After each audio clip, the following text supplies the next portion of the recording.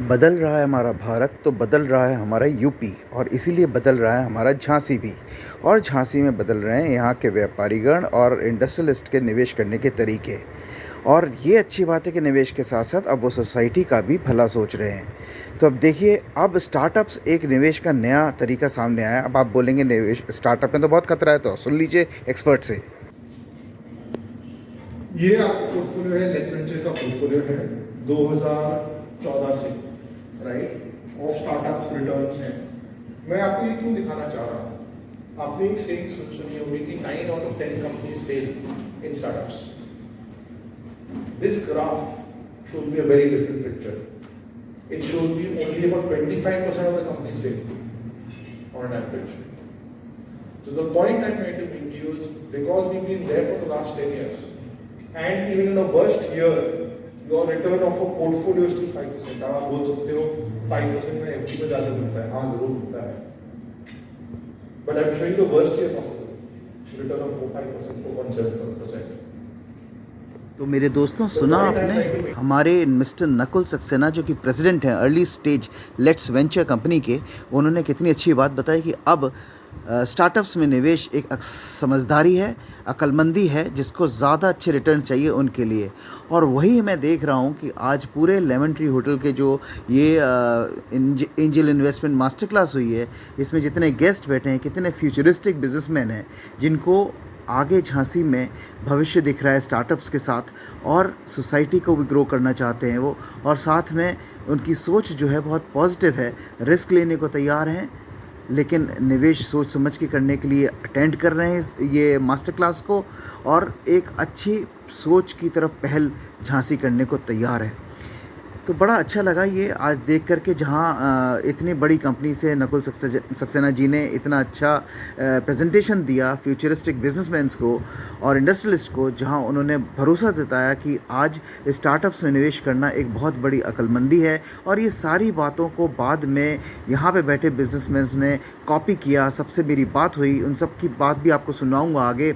और उन सब ने जताया भरोसा कि एक बहुत सुंदर पहल है झांसी स्मार्ट सिटी लिमिटेड द्वारा और rise Jhansi Rani Laxmibai incubator for sustainable entrepreneurship की, जो अब एक नए इन्वेस्टमेंट का दौर शुरू हो रहा है।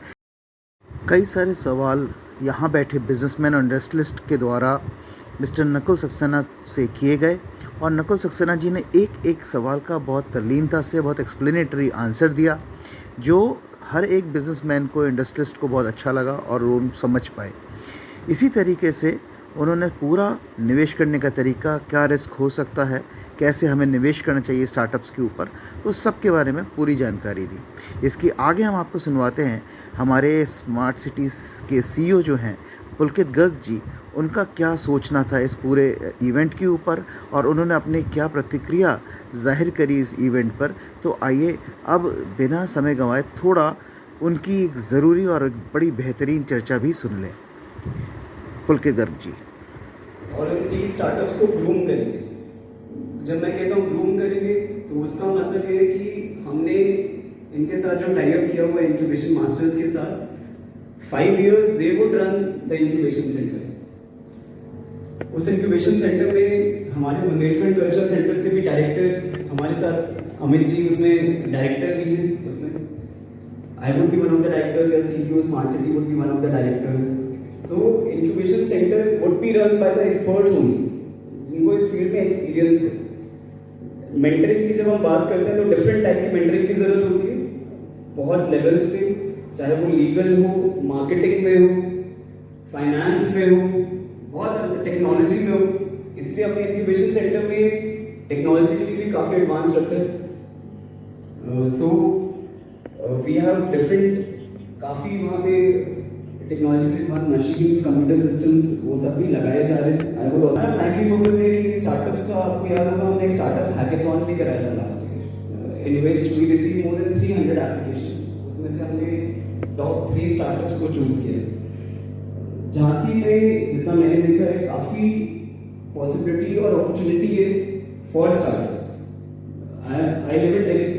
दिल्ली के बहुत सारी ऐसी फैसिलिटीज हैं जो यहाँ पर नहीं है करंटली, टियर 2 या टियर 3 सिटीज। अभी ये बड़ा वो वैसा वेंचर है जैसे इस गेम में वही खेलेंगे जो खतरों के खिलाड़ी हैं, सबके बस की नहीं है। हम लोग तैयार कर रहे हैं अपनी मानसिकता को कि हम लोग ऐसा कुछ कर पाएँ। ऑर्थोडॉक्स थिंकिंग हम लोगों के आड़े आती है। हम लोग पुराने तरीकों में ही अभी तक रहे और जो पुराने तरीके थे इन्वेस्टमेंट के पैसा ग्रो करने के, स्लो एंड सेफ। यहाँ पे क्या है, यहाँ थोड़ा सा रिस्क है लेकिन रिटर्न बहुत हाई भी हो सकते हैं और समय जरूर लगता है, लेकिन हाँ ये सच है कि बहुत सारी कंपनीज ऐसी हैं जिन्होंने इतना ग्रो कर लिया कि कोई सोच सकता था क्या। ऐसा सवाल आता है जैसे पेटीएम कहाँ पहुँच गए, इस तरह के बहुत सारे एग्जाम्पल है। राइट, बस ये वो जो भी स्टार्टअप्स जो है बहुत कम सुविधाओं में। This is land of Rani, this is land of Jhansi. Jhansi वाली रानी ना सही पर रानी वाली झांसी तो है। So we can definitely, assist the youth and be with them to support them and everything. Thank you so much. So gentlemen, we have here Mr. Nakul Saxena, who is the president of Let's Venture, and he has taken this master class at that level wherein people now started up thinking over here. When I've spoken to a lot many business people here in terms of what they think about them. So let's hear from him as to what is the long-term sustainability, profitability in terms of investing this format. Sir, what do you feel your session was? How do you have the vibes from the people in that? So I think it was lovely being here first because to be in Jhansi where I'm seeing a room full of more than 40 to 50 investors in the room and looking at investing, and I presume places like Jhansi, people usually invest in real estate, gold, etc. This is a very different form of investing. But what is heartening to see is large business founders, business houses over here coming forward, wanting to create a fund so that local startups of Jhansi can get benefited out of. So a very noble cause of paying it forward as well, and at the same time to ensure that startups in Jhansi also are able to come, and that can only come if we have a local pool, and that's why we have started the Jhansi Angels Group over here to help create corpus so that startups in Jhansi can get funding. So the people who are generally businessmen, they have a, in terms of how short term they can get a good investment. Now, when you talk about a startup with them, don't you think it's very difficult to get that idea into them that this is a long-term game? Probably the returns are very handsome, but there's an amount of time you have to invest. So how would you be able to do that? That's a very nice question you asked again. So what we've done is that through CK and the setup which we're doing is they have an incubator over here. That's where the purpose is that the funding is one aspect of funding a startup. The other two most important aspects are also the fact that you need mentorship, you need guidance, and that's where we're engaging with the local business houses over here who are specialists in what they do and are able to guide the local founders to where they want to become. So when that engagement happens, automatically the expectation will change. And like I mentioned in my presentation, angel investment is not a 2-year journey. It is a 10-year journey. Correct. Right? And therefore one needs to have the patience to be able to come into it. And I see a lot of people who want very keen to be part of that as well. So that's very heartening. It's good to hear. So when you are moving all across India and the length and width of the country, and you're doing such type of master classes, there are many investors you would have met. And of course, on the second hand, you would have met a lot of startups. So how do you think the bridge happens in between the startups and investors? Because startups would require a lot of money, and the investor probably would like to invest a little in terms of taking it further to grow. So how did this balance come in? Striking that balance is elusive all over the country, right? Founder always needs money. I think what is important is for a founder to have a good business idea, to execute it very well. 90%, 99% is execution, 1% is idea. And it's very important to focus on executing it well, and then going to investors to raise money. Investors, when they see that execution acha ho raha hai, they will give funding. And that is a very important aspect to look at. Once they see that yes, a product is viable, investors will come forward and invest it. That is not an issue at all. They will come and invest it. I think it's a wonderful piece of words, Jyotina sir. Thank you so very much for that. We really loved it. and we would really like to be part of the funds. So there's one good question which is coming up in my mind. Do you think in Jhansi, wherein the investments were very contrary old approach in terms of property, in terms of gold, silver or equity, mutual funds, do you think the investors are now ready to look into a startup as an investment option? See, Jhansi is a conventional city. You are totally correct कि traditional methods में जाते हैं, but new generation is coming up. And as a part of the new generation, as a part of the young generation, they are looking into new ideas. They want to invest, they want to start their own ideas, they want to invest in new ideas.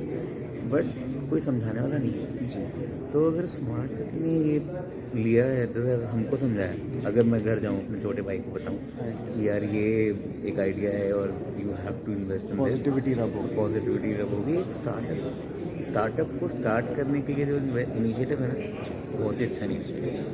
तो आपको लगता है sir कि आज झांसी में अगर हम इस चीज़ पर जोर देंगे तो जो युवाओं के जो दिमाग में आइडियाज़ हैं और जो उनके अंदर एनर्जी है उसको इनकॉर्पोरेट करके उसको एग्जीक्यूट करने में वो पैसा वापस रिटर्न लेकर के आएगी? बिकॉज आप लोग बिजनेस लोग हैं, returns are always the primary goal.